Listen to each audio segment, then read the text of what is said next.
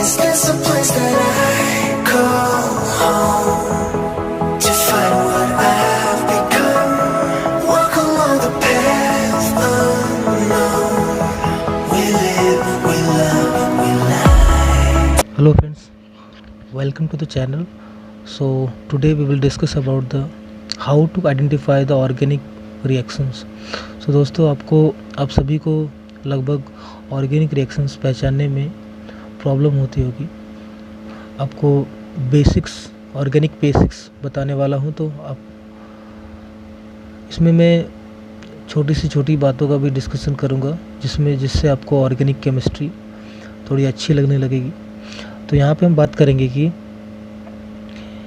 कि हम किसी भी ऑर्गेनिक रिएक्शन को पहचानेंगे कैसे। ओके, तो सबसे पहले कुछ ऐसे रिएक्शन होते हैं जहाँ पे क्या होता है, बेस एरो पे दिया गया रहता है, तो ऐसे रिएक्शन को हम लोग बेस प्रोमोटेड रिएक्शन बोलते हैं। कुछ रिएक्शंस के एरो पे आपने देखा होगा कि एसिड दिया रहता है। तो ऐसे जनरली होता क्या है कि अभी हम क्या करने वाले हैं कि एसिड और बेस जनरली आपने देखा ही होगा किसी भी रिएक्शन के ऊपर। उसके बाद जो थर्ड कैटेगरी आती है उस पर क्या रहता है, जनरली कुछ तो रिएजेंट्स होता है, और उसके बाद फोर्थ जो कैटेगरी है हमारी वो क्या है, कोई रिएक्टेंट होगा, कोई सब्सट्रेट होगा, उसके बेसिस पे भी हम लोग बोल सकते हैं कि वो रिएक्शन कैसा है। उसके बाद कुछ तो रिएक्शन क्या होता है, ऑक्सीडाइजिंग एजेंट होता है और रिड्यूसिंग एजेंट होता है। तो इस तरीके से हम किसी भी रिएक्शन को जब हम सॉल्व करने जाते हैं तो इन 5 बातों का हमें क्या करना चाहिए, ख्याल रखना चाहिए।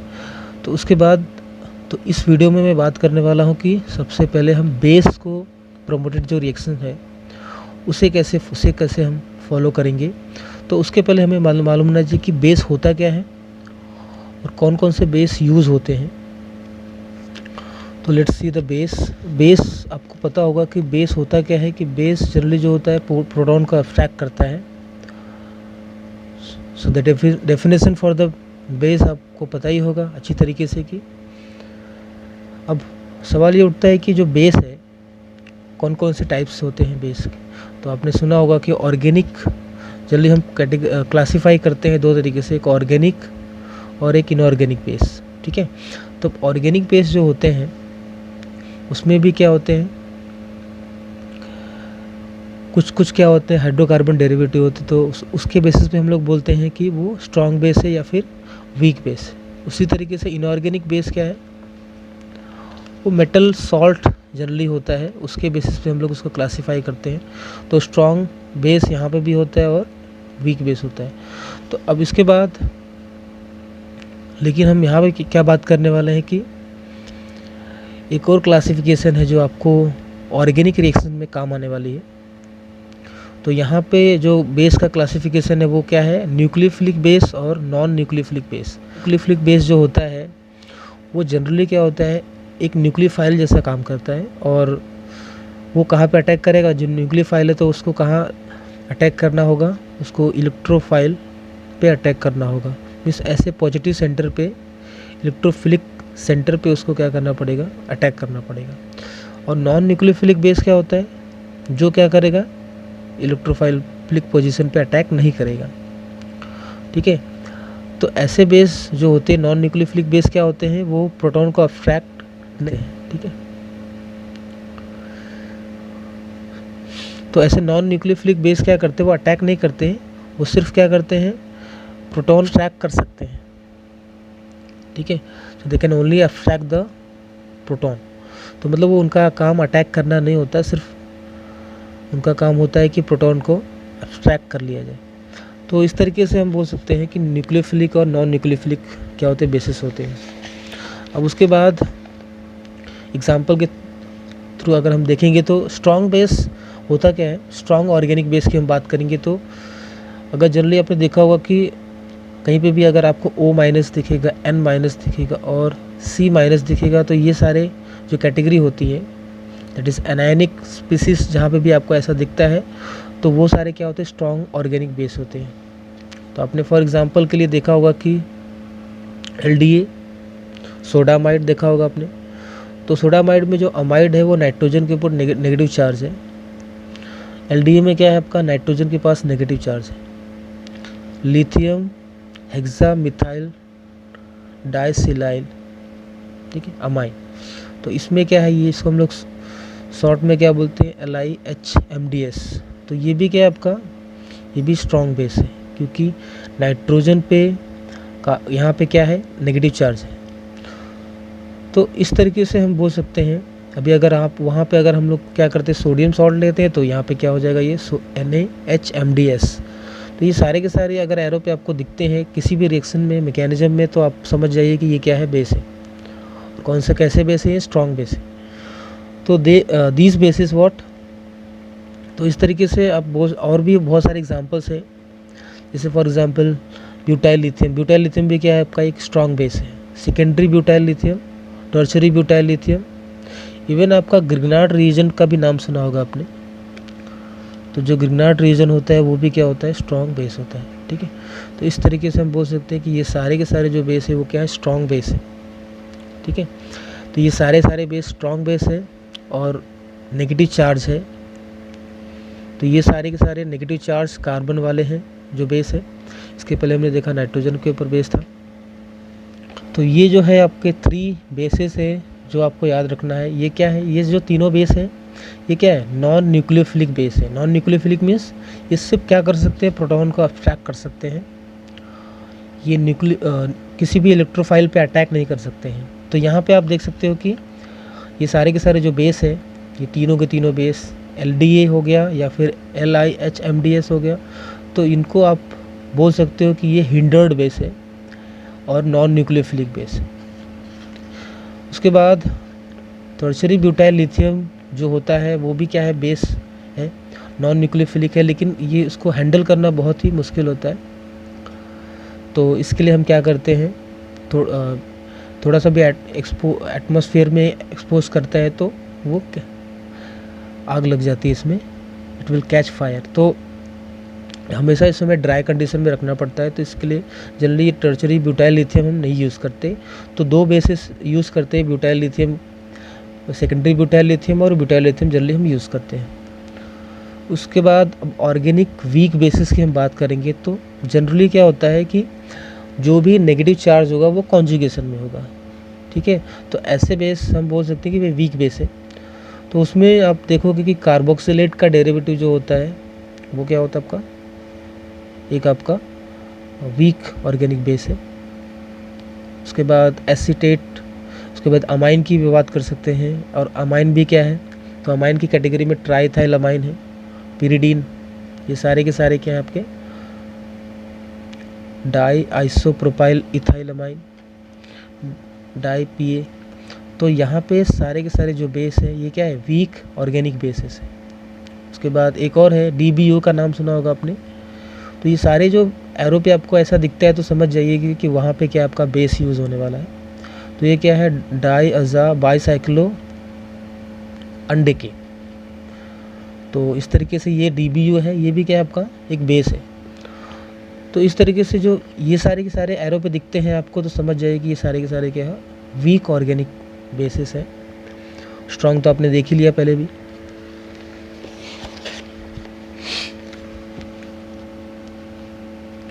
तो कभी कभी क्या करते हैं कि वो अगर वीक नहीं दिया है तो वो कभी कभी एरो पे pH का लेवल देते हैं। तो pH से भी हम पहचान सकते हैं कि वीक बेस है क्या स्ट्रॉन्ग बेस है। तो जनरली अगर आपको एरो पे pH का जो वैल्यू है वो 10 के आसपास दिया है, ठीक है, pH 10 दिया हुआ है, तो समझ जाइए कि वहाँ पे वीक बेस हो सकता है।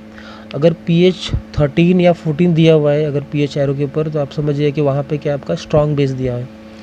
तो इस तरीके से हम बोल सकते हैं। अब हम बात करेंगे इनऑर्गेनिक बेसिस की। तो इनऑर्गेनिक बेस में हमारा सबसे फेमस बेस है क्या है, पोटेशियम हाइड्रोक्साइड हो गया, NaOH हो गया, सोडियम हाइड्रोक्साइड हो गया। ये सारे के सारे जो बेसिस है वो इनऑर्गेनिक बेस होते हैं।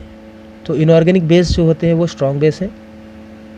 वीक बेस की हम बात करें इनऑर्गेनिक बेस में, तो कभी कभी आपको एरो पे ये भी दिखता होगा, सोडियम बाइकार्बोनेट, पोटेशियम कार्बोनेट या सोडियम कार्बोनेट। तो ये सारे के सारे क्या है, वीक बेसिस है, ठीक है। तो इस तरीके से हम बोल सकते हैं कि अब जो वीक बेसिस होते हैं वो क्या कर सकते हैं, जो बहुत ही ज़्यादा मोस्ट एसिडिक प्रोटॉन है आपका, वो आप उसको क्या कर सकते हो, इन वीक बेस के हेल्प से क्या कर सकते हैं, एब्स्ट्रैक्ट कर सकते हैं, ठीक है। अगर एसिडिक प्रोटॉन नहीं है आपके पास तो ये क्या कर सकते हैं, प्रोटॉन को अब्स्ट्रैक्ट नहीं कर सकते हैं बिल्कुल भी। तो यहाँ पे आप सोडियम कार्बोनेट और सोडियम बाइकार्बोनेट का रोल याद रखिए। इसके बाद और क्या कर सकते हैं कि यहाँ पे अगर सोडियम बाइकार्बोनेट की बात करें तो एसिडिक प्रोटॉन कार्बोक्सिलिक एसिड का और फिनॉल का, ये दोनों प्रोटॉन क्या कर सकता है वो, अगर हम कंपेयर करेंगे तो फिनॉलिक प्रोटॉन को भी एब्स्ट्रैक्ट कर सकता है। लेकिन अगर हम अल्डिहाइडिक प्रोटॉन की बात करेंगे या फिर कीटोन की बात करेंगे तो ऐसे प्रोटॉन को वो एब्स्ट्रैक्ट नहीं कर सकता है। ठीक है, तो इसका मतलब है कि क्योंकि वो क्या है, वीक बेस है, और ये सारे यहाँ पे जो प्रोटॉन है वो उतना एसिडिक नहीं होते। दैट्स वाई यहाँ पे क्या होगा कि प्रोटॉन का एब्स्ट्रैक्ट करना मुश्किल हो जाता है। ठीक है, तो इसके बाद हम बात करेंगे कि तो यहाँ पे हम जब भी कभी भी अगर हम अल्डिहाइड या कीटोन या फिर हम ऐसे ऑर्गेनिक कंपाउंड में से क्या करना है, एसिडिक प्रोटॉन को एब्स्ट्रैक्ट करना है, तो हम वहाँ पे ऐसे वीक बेस का यूज़ नहीं करते हैं। ठीक है, अब देखते हैं कि कुछ ऑर्गेनिक जो बेस होते हैं वो किसी फंक्शनल ग्रुप में कैसे काम करते हैं। यहाँ पे आप देखेंगे कि यहाँ पे अगर हम अल्केन की बात करेंगे तो अल्केन का जो प्रोटॉन होता है उतना तो एसिडिक नहीं होता, तो बेस के प्रेजेंस में इसका कोई भी एक्शन होने वाला नहीं है, तो नो रिएक्शन होगा यहाँ पे। ठीक है, यहाँ पे कोई भी एक्शन होने वाला नहीं है। उसके बाद हम अल्कीन की बात करेंगे तो अल्कीन का प्रोटॉन भी उतना एसिडिक नहीं होता जो कि बेस एब्स्ट्रैक्ट कर सके। लेकिन हाँ, अगर आपके पास अलाइलिक पोजीशन है तो वो प्रोटॉन थोड़ा एसिडिक हो सकता है, और क्योंकि वो रेजोनेंस में जाता है तो इसके लिए वो प्रोटॉन को एब्स्ट्रैक्ट कर सकते हैं। उसके बाद अल्काइन प्रोटॉन की हम बात करेंगे तो यहाँ पे सबसे एसिडिक प्रोटॉन यहाँ पे होता है। तो ये क्या है, यहाँ पे हम बेस के मदद से क्या कर सकते हैं, इसको एब्स्ट्रैक्ट कर सकते हैं आसानी से। तो अल्काइन प्रोटॉन क्या कर सकते हैं, बेस एब्स्ट्रैक्ट कर सकता है।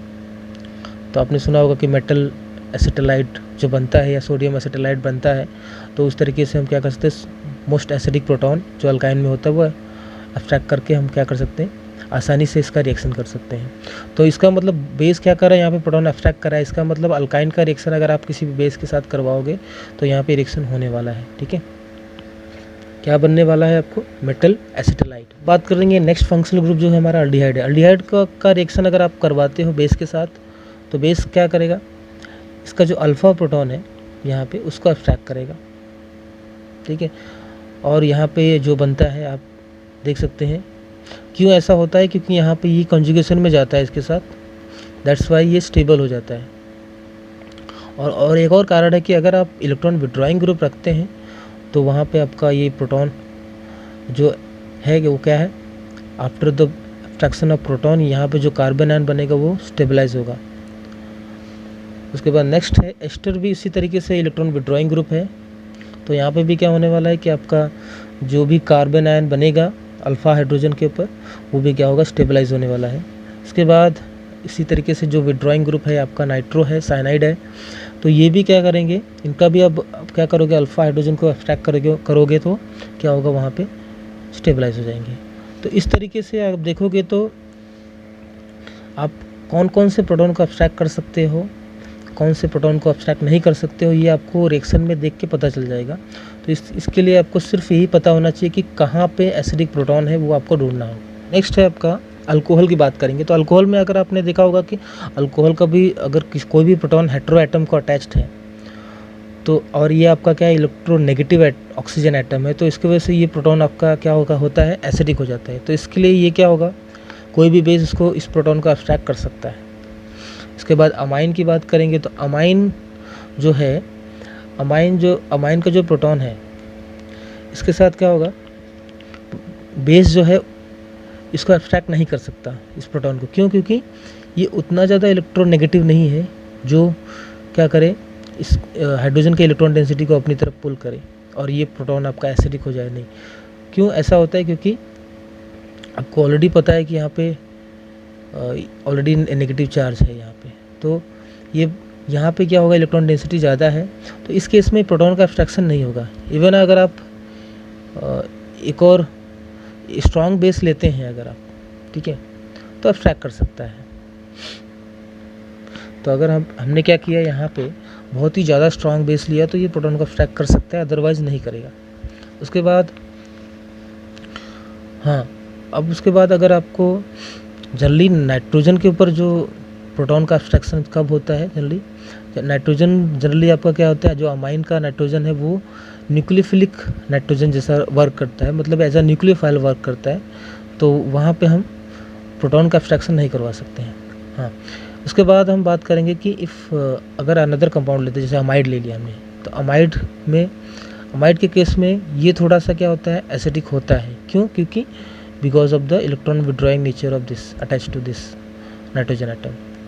अब ये जो लोन पेयर है, अब ये लोन पेयर क्या होगा, कॉन्जुगेशन में जाएगा यहाँ पे, तो कॉन्जुगेशन में जाएगा तो इसका मतलब यहाँ पे पॉजिटिव चार्ज जनरेट होगा। अब इसके वजह से क्या हो जाता है, यहाँ पे इस प्रोटॉन को क्या होना चाहिए, एसिडिक हो जाना चाहिए। यहाँ पे ये प्रोटॉन क्या हो जाता है, आपका एसिडिक हो जाता है। तो इसके बाद आप देखेंगे तो इसके लिए हम बोल सकते हैं कि ये क्या है, आपका जो भी जो अमाइन होता है वो वहाँ पे क्या होता है, वहाँ पे अमाइन क्या हो, न्यूक्लियोफिलिक रहेगा नाइट्रोजन। अब जैसे हमने इसको क्या कर दिया, इसका जो नाइट्रोजन है, अभी ये क्या था, न्यूक्लियोफिलिक था, तो जैसे हमने इसको प्रोटॉन को अब्स्ट्रैक्ट कर लिया तो ये क्या हो गया, नॉन न्यूक्लियोफिलिक हो गया। ठीक है, तो नॉन न्यूक्लियोफिलिक हो गया और इसके बाद ये रेजोनेंस में नहीं जाएगा। ठीक है,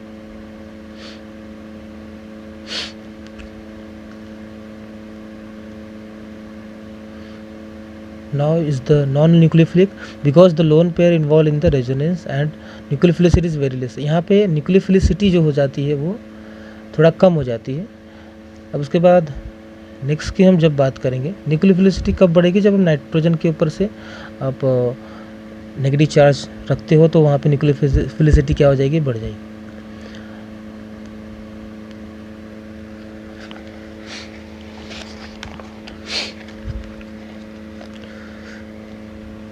अगर अमाइड के केस में आप देखोगे यहाँ पे तो इसके बाजू वाला जो प्रोटॉन है, अल्फा प्रोटॉन, ये भी क्या एसिडिक है। तो इस केस में हमारे पास दो कंडीशन मिलते हैं।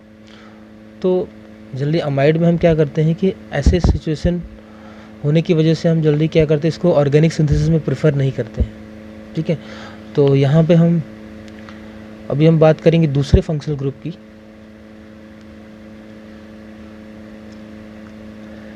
ईथर की बात करेंगे। ईथर में जनरली क्या होता है, ईथर में भी आपको पता है कि OR ग्रुप होता है, ऑक्सीजन एटम होता है। तो ऑक्सीजन एटम के जो बाजू वाला जो प्रोटॉन है वो क्या होगा, आपका एसिडिक होगा।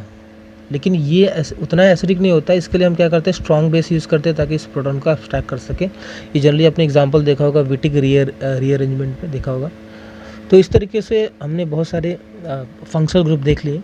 ठीक है, तो आपको यह याद रखना है कि यहाँ पे जो भी रिएक्शंस होने वाला है बेस के प्रेजेंस में और after the abstraction of proton उसके बाद क्या होने वाला है, उसके बाद कौन सा रिएक्शन होने वाला है वो हम देखेंगे। तो चलिए देखते हैं। यहाँ पे आपने क्या किया, प्रोटॉन का अब्स्ट्रैक्ट कर लिया, तो अब प्रोटॉन का अब्स्ट्रैक्शन होने के बाद जैसे O- बना, तो अब क्या करने वाला, ये नेगेटिव चार्ज कहाँ पे अटैक करेगा, किसी भी इलेक्ट्रोफाइल पे अटैक करेगा। तो यहाँ पे कार्बन एक्स बॉन्ड हो, मतलब कोई भी ऐसा बॉन्ड कार्बन जो लिविंग ग्रुप जिस पे अटैच हो, तो लिविंग ग्रुप हेलोजन हो सकता है, ब्रोमीन, क्लोरीन, आयोडीन, OTS। ठीक है, तो इसके लिए हम इसको क्या बोलते हैं, न्यूक्लियोफिलिक सब्स्टिट्यूशन रिएक्शन बोलते हैं। ठीक है, तो ऐसे रिएक्शन को हम लोग क्या बोलते हैं, न्यूक्लियोफिलिक सब्स्टिट्यूशन रिएक्शन। ठीक है, कि जहाँ पे आपका न्यूक्लियोफाइल क्या करे, सब्स्टिट्यूट करे। ठीक है, तो आपका एक न्यूक्लियोफाइल दूसरे न्यूक्लियोफाइल को क्या करेगा, सब्स्टिट्यूट करेगा। तो वहाँ पे आपका क्या है, एक लिविंग ग्रुप रहेगा, गुड लिविंग ग्रुप रहेगा। तो इस तरीके से आपका ये एक रिएक्शन होने वाला है यहाँ पे। तो अभी जनरली हम किसी भी रिएक्शन मैकेनिज्म में हम देखते हैं जनरली। उसके बाद जब आपका न्यूक्लियोफाइल किसी भी कार्बोनिल कंपाउंड पर अटैक करेगा अगर, तो यहाँ पे आपका क्या होने वाला है, सब्स्टिट्यूशन नहीं होने वाला है, यहाँ पे एडिशन होने वाला है। तो ऐसे रिएक्शन को हम लोग क्या बोलते हैं, न्यूक्लियोफिलिक एडिशन रिएक्शन। तो आपने देखा है कि न्यूक्लियोफिलिक सब्स्टिट्यूशन रिएक्शन होता है और न्यूक्लियोफिलिक एडिशन रिएक्शन होता है। तो न्यूक्लियोफिलिक एडिशन रिएक्शन और सब्स्टिट्यूशन रिएक्शन आपने कौन कौन से नेम रिएक्शन में देखा होगा जो फेमस है, जैसे अल्डोल, आपका नाम सुना होगा अल्डोल रिएक्शन। तो वहाँ पे न्यूक्लियोफिलिक एडिशन रिएक्शन होता है। एंड्री रिएक्शन है, पर्किन रिएक्शन, क्लाइसन रिएक्शन है, डिकमैन साइक्लाइजेशन है, Knoevenagel, condensation Knoevenagel, उसके बाद थोर पे मैनेज, ये सारे के सारे जो रिएक्शंस होते हैं वो जनरली क्या होते हैं, सारे के सारे ये न्यूक्लियोफिलिक एडिशन रिएक्शन के बेस होते हैं। वहाँ पे बहुत सारे बेसिस यूज़ होने वाले होते हैं। तो ये सारे नियम रिएक्शन आप अगर आपके पास ये पता है आपको कि कौन बेस है आपके रिएक्शन मैकेनिज्म में इन्वॉल्व, और आपके पास कोई भी एसिडिक प्रोटॉन है, तो वहाँ पे आप अलग अलग तरीके से क्या कर सकते हैं, नेम रिएक्शन को प्रैक्टिस कर सकते हैं वहाँ पे। तो इस तरीके से हमें क्या होता है कि यहाँ पे अगर ऐसा इतना थोड़ा सा भी हमें पता है तो हम क्या कर सकते हैं, किसी भी रिएक्शन को प्रपोज कर सकते हैं, रिएक्शन मैकेनिज्म को प्रपोज कर सकते हैं क्या होने वाला है वहाँ पे। चलिए अभी हमने नॉन न्यूक्लियोफिलिक बेस की बात किया, अभी हम न्यूक्लियोफिलिक बेस की हम बात करेंगे। अगर तो न्यूक्लियोफिलिक बेस जो बेस होता है वो हमारा OH माइनस हो रहा है, तो ऐसे केस में क्या होता है कि यहाँ पे आपका न्यूक्लियोफिलिक बेस क्या करेगा, न्यूक्लियोफिलिक पोजीशन पे अटैक करेगा। इसके पहले क्या हो रहा था कि आपका जो वहाँ पे न्यूक्लियोफिलिक अटैक नहीं हो रहा था, तो इस केस में क्या होने वाला है, सारे के सारे न्यूक्लियोफिलिक अटैक होने वाले हैं। तो यहाँ पे OH माइनस है, तो ये तो सिंपल आपका क्या है, एस्टर हाइड्रोलिसिस है, बेस हाइड्रोलिसिस है। तो कभी भी आपको ऐसा कुछ दिखे, बेस दिखे और ये आपका न्यूक्लियोफिलिक बेस है, तो ये इस पर अटैक करने वाला, न्यूक्लियोफाइल पर अटैक होने वाला है, ठीक है। ये अटैक करेगा, फिर वापस से रिटर्न आएगा, और ये OET आपका क्या हो जाने वाला है, निकल जाने वाला है। तो इस तरीके से आपको बेस का हाइड्रोलिसिस होने वाला है। यहाँ पे भी उसी तरीके से आप देख सकते हो कि नाइट्राइल है, नाइट्राइल पोजीशन में भी क्या होता है, अगर आपने क्या किया, इसका हाइड्रोलिसिस किया तो एसिड बन जाता है। इसके बाद यहाँ पे अमाइड है, अमाइड से भी केस में भी आपका एसिड बनता है। और यहाँ पे अगर ऐसा कुछ है, सिर्फ आपको इलेक्ट्रोफिलिक पोजीशन है, कार्बोनिल ग्रुप नहीं है, तो भी यहाँ पे क्या होने वाला है, सिंपल SN2 रिएक्शन हो जाने वाला है। तो इस तरीके से हम बोल सकते हैं कि न्यूक्लियोफिलिक और नॉन न्यूक्लियोफिलिक जो बेस होते हैं उसको हम आइडेंटिफाई आसानी से कर सकते हैं। कुछ और कॉन्सेप्ट है जो हम बात देखते हैं। यहाँ पे आपको इलेक्ट्रोफिलिक पोजीशन जो है वो याद रख लेना है। पांचवा कंडीशन के आपका अल्डिहाइड और कीटोन है, उसमें भी, इस केस में भी क्या होने वाला है, यहाँ पे एडिशन रिएक्शन होने वाला है।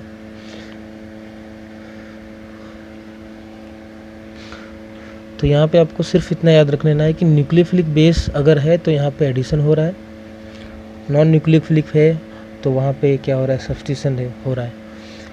और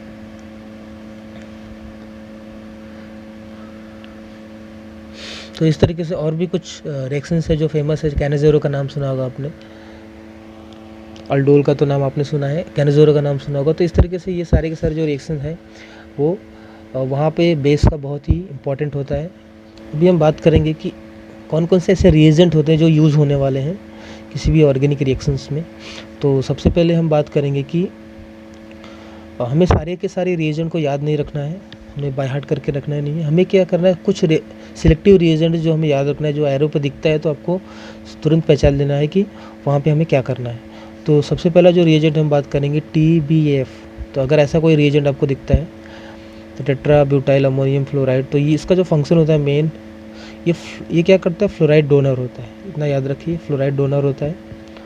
तो फ्लोराइड डोनर का काम क्या है कि जो भी सिलाइल ग्रुप अगर आप कहीं तो उसके डी प्रोटेक्शन के काम में आता है ये। तो ये जैसे फॉर एग्जांपल आपके पास TMS ग्रुप प्रेजेंट है, वहाँ पे TIPS है, TBDMS है। ऐसे ग्रुप अगर आपको कहीं दिखते हैं किसी भी रिएक्शन में, अगर आपको दिखते हैं तो जल्दी आप समझ जाइए कि वह उसका हमें डी प्रोटेक्शन करना है, ठीक है। तो ऐसे रिएजेंट को आप याद रखिए। सबसे पहला जो रिएजेंट है आपका, तो सिलाइल ग्रुप मतलब कि वहाँ पे सिलाइल का डी प्रोटेक्शन करना है बस हमें, अगर आपके पास TBF रिएजेंट आपको दिखता है। सेकंड रिएजेंट जो है आपका 1,3 डाइथाइन कहीं पे भी अगर आपको दिखे तो आप समझिए कि वहाँ पे हमें क्या करना है, हुम्पोलंग करना है, मतलब वहाँ पे हमें रिवर्सल ऑफ पोलैरिटी करना है। तो डायोक्सिन नाम सुना होगा, तो डायोक्सिन में भी 2 ऑक्सीजन होता है, तो उस तरीके से यहाँ पे भी क्या आपका 2 सल्फ़र है। तो अगर आपने उसको रिवर्स किया तो अब यहाँ पे अगर डाइथाइन हो गया, अब ये जो प्रोटॉन होता है वो बहुत ही ज़्यादा एसिडिक होता है। तो ये होने के बाद डाइथाइन कहीं पे भी अगर फॉर्म हो गया तो उसके बाद इस प्रोटॉन को हम क्या कर सकते हैं, with the help of base क्या कर सकते हैं, एब्स्ट्रैक्ट कर सकते हैं। एब्स्ट्रैक्ट करने के बाद क्या होगा, ये किसी पे भी इलेक्ट्रोफाइल पे अटैक कर सकते हैं। उसके बाद हम क्या कर सकते हैं, इसका डी प्रोटेक्शन करवा सकते हैं। डी प्रोटेक्शन करवाने के लिए हम क्या यूज़ करते हैं, सिंपल मर्क्यूरी यूज़ करते हैं, ठीक है, मर्क्यूरिक सॉल्ट।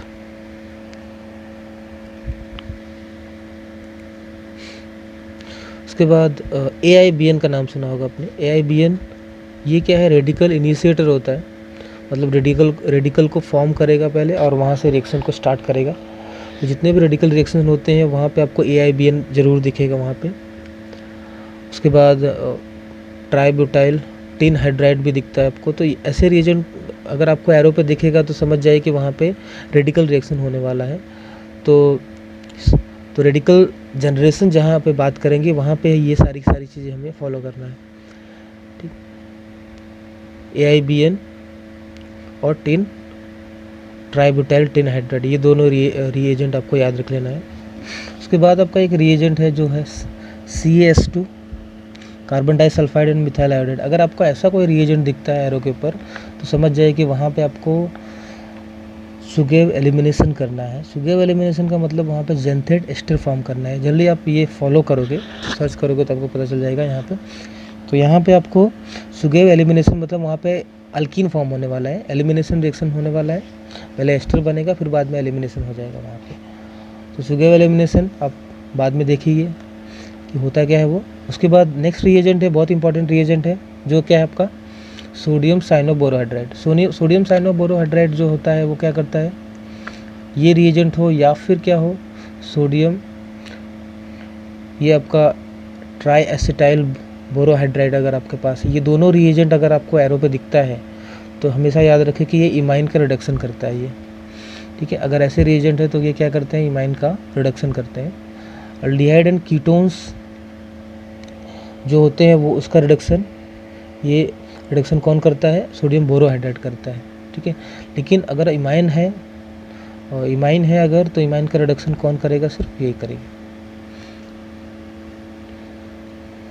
उसके बाद सोडियम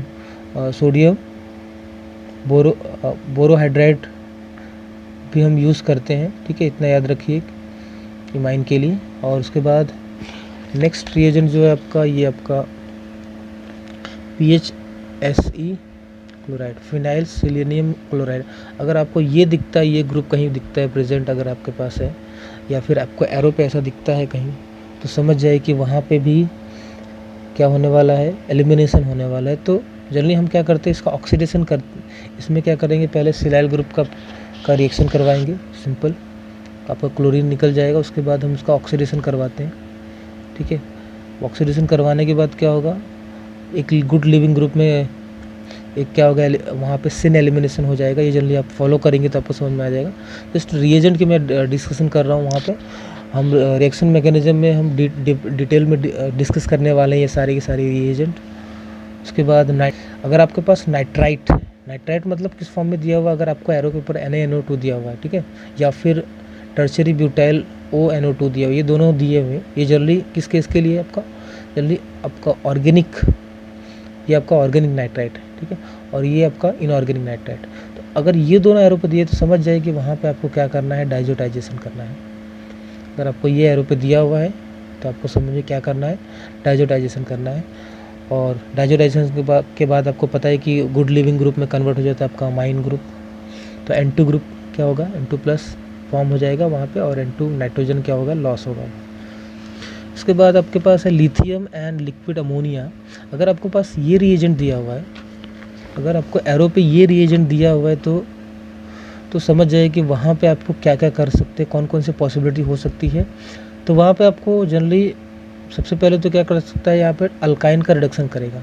तो अल्काइन का ये रिडक्शन करता है तो आपको ट्रांस ओलिफिन मिलता है।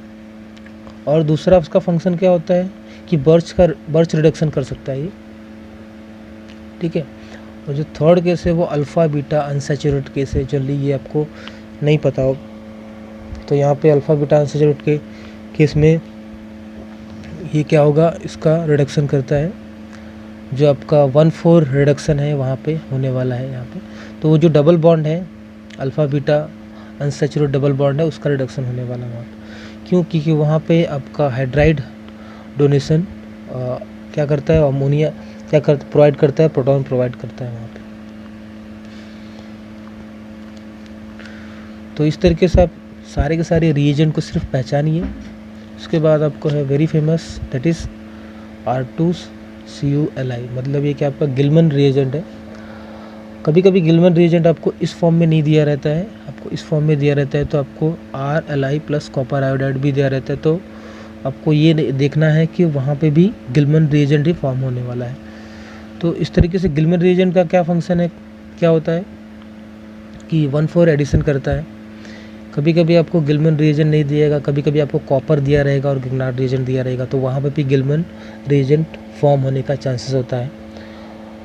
तो वहाँ पे क्या होगा, ये क्या है, सॉफ्ट न्यूक्लियोफाइल है R- के फॉर्म में। तो सिंपली 1,4 पोजीशन पे वहाँ पे एडिशन होने वाला है। उसके बाद सिलीनियम डाइऑक्साइड जो है, वो सिलीनियम डाइऑक्साइड क्या करता है, ये ऑक्सीडेशन करता है अलाइलिक पोजीशन पे। तो अलाइलिक पोजीशन पे क्या करेगा, ये इसका ऑक्सीडेशन करेगा। तो यहाँ पे आप देख लीजिए कि सिंपल यहाँ पे अल्कोहल फॉर्म हुआ है, अलाइलिक अल्कीन का यहाँ पे अल्कीन का जो कन्वर्जन होने वाला है वो अलाइलिक अल्कोहल में होने वाला है। और उसके बाद अगर आपके पास कीटोन है, तो कीटोन में अगर 1 कीटोन है तो मोनो कीटोन है तो डाई कीटोन में कन्वर्ट हो सकता है। तो ये 2 मेन फंक्शन है इसके सेलेनियम डाइऑक्साइड के। उसके बाद अगर आपको मर्क्यूरिक सॉल्ट दिखता है अगर आपको एरो पे, तो ये क्या करता है, देखिए हमेशा याद रखिए जो मर्क्यूरिक सॉल्ट है वो क्या करेगा, अल्काइन को, किसी अल्काइन को क्या कर सकता है, वो कीटोन में कन्वर्ट कर सकते हैं, वहाँ पे हम यूज़ कर सकते हैं। या फिर अगर आपके पास कोई डबल बॉन्ड है तो वहाँ पे क्या होगा, सिंपल एडिशन होने वाला है, like your simple bromonium ion जैसा यहाँ पे एडिशन होने वाला है। और क्या हो सकता है कि आपका जो डाइथायन है वहाँ पे डी प्रोटेक्शन करने के लिए हम मर्क्यूरिक सॉल्ट यूज़ करते हैं। तो ये 3 फंक्शन है जिसका आप देख सकते हैं मर्क्यूरिक सॉल्ट का। उसके बाद बहुत इंपॉर्टेंट है मेटा क्लोरोपरबेंजोइक एसिड और H2O2। अगर ये दोनों एरो पे आपके रिएजेंट दिए गए हैं तो समझ जाइए आपको क्या करना है कि वहाँ पे मेटा क्लोरोपरबेंजोइक एसिड का जो यूज़ होता है पहले तो इपॉक्सीडेशन के लिए होता है, ठीक है, और H2O2 दिया हुआ है तो समझ जाइए कि वहाँ पे पहले आपका वहाँ पे इपॉक्सीडेशन, फिर उसके बाद यहाँ पे आपका न्यूक्लियोफिलिक अटैक होने वाला है। तो जनरली ये जो रिएजेंट का जो कॉम्बिनेशन है ये इलेक्ट्रॉन रिच अल्कीन के लिए केस में होने वाला है। यहाँ पे क्या होना है, इलेक्ट्रॉन रिच जो अल्कीन है। और इपॉक्सीडेशन के बाद दूसरा जो केस है वो क्या आपका, अगर आपके पास मेटा क्लोरोपरबेंजोइक एसिड दिया हुआ एसिडिक कंडीशन में दिया तो वहाँ पे बेयर विनेगर ऑक्सीडेशन होने वाला है, ठीक है। तो आपको कीटोन से क्या मिल सकता है, वहाँ पे कीटोन से आपको एस्टर मिल सकता है, साइक्लिक कीटोन अगर आपको साइक्लिक लैक्टोन मिल सकता है, या फिर अगर आपके पास ने देखा होगा कि डेकन रिएक्शन का नाम सुना होगा तो आपके पास अगर वहाँ पे आपको कार्बोनिल ग्रुप जो है आपका उसका कन्वर्जन आपको हाइड्रोक्सिल ग्रुप में हो सकता है। उसके बाद नेक्स्ट है आपका TiCl3 अगर आपको दिया हुआ है, बहुत जगह दिया हुआ है, ये ल्यूइस एसिड होता है। तो इसका जो यूज़ होता है वो जनरली नेफ रिएक्शन में होता है, मैकमरी कपलिंग में होता है। नेफ रिएक्शन में नाइट्रो ग्रुप का कन्वर्जन कार्बोनिल ग्रुप में हो जाता है, और मैकमरी कपलिंग में क्या होता है कि आपके कार्बोनिल ग्रुप क्या होते हैं, ओलिफिन का फॉर्मेशन करते हैं, और 2 कार्बोनिल ग्रुप क्या कर सकते हैं, ओलिफिन का फॉर्मेशन करते हैं, ठीक है। You were the shadow to my light. Did you feel